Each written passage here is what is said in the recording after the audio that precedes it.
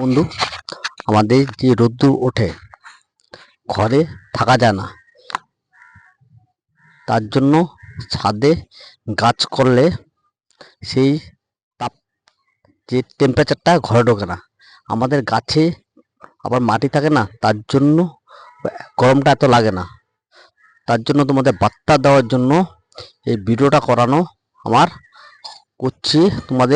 তোমরাও করো, ভালো লাগবে। যখন একটা গাছে ফল হবে না, খুব সুন্দর লাগবে। দেখো,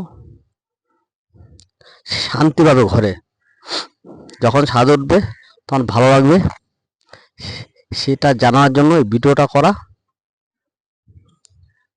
দেখো কত গাছ ছাদে। এত গরম গেল না, ঘরে সেই গরমটা পাইনি।